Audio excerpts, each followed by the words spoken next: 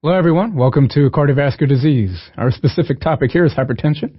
Dr. Raj, let's start. We'll begin with hypertension. 130/80. That is the cutoff point that you have to pay attention to. 130 systole, 80 diastole. Now, what do you need to confirm hypertension? 3 separate measurements over 3 separate office visits. These are things that we will then extrapolate from physio to make sure that you understand the significance of both systole and diastole. Now, what do you need to confirm hypertension? 3 separate measurements over 3 separate office visits. Pay attention to that phrase, please. Anything that we do moving forward, you need to make sure that you confirm your diagnosis always. Those are the type of questions that you shall get from every single source. Let it be rotations, let it be your residency, let it be any licensing exam. Now, once you go beyond 130/80, what do you need to do? You want to make sure that you understand at what point you need to administer therapy immediately. Now we get into blood pressures that are quite high. Take a look at this systole. 210. What's normal? Well, 120.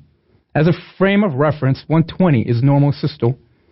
140 is technical definition of hypertension, and 210 is ridiculously high. Then we have a diastole of 120.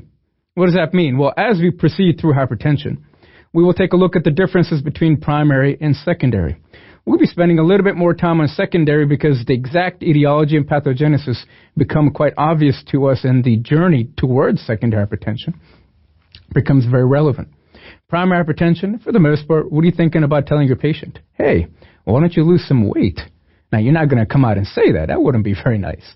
So what do you say? What are you eating? Would you want to cut down on salt, perhaps? Salt, what is that? Sodium. So you start thinking about sodium and its effects on your blood pressure. Whenever sodium is present in your plasma and your blood, guess what it's going to do? It's going to retain some of that fluid, So all I'm doing here is giving you a better idea, a more detailed, oriented pathophys so that you understand how to deal with something like primary hypertension. As your blood pressure continues to rise, we see here at 210, you want to start thinking about, wow, do I need to administer immediate therapy? At diastole of 120, what are you thinking about when you think diastole? The resting phase. Everything that we do, close your eyes, everything that we do in medicine, you should be able to conceptualize. If you're just reading what is written here, if you just look at my mouth and listen what I have to say, so be it, but you have to be able to picture it. So that's your resting phase, isn't it? What's resting? How about your blood vessels? Well, if the blood vessels get constricted, what happens? What's that called, please? Good. It's called TPR, total peripheral resistance.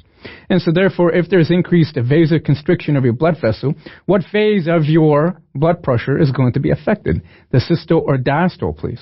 The diastole.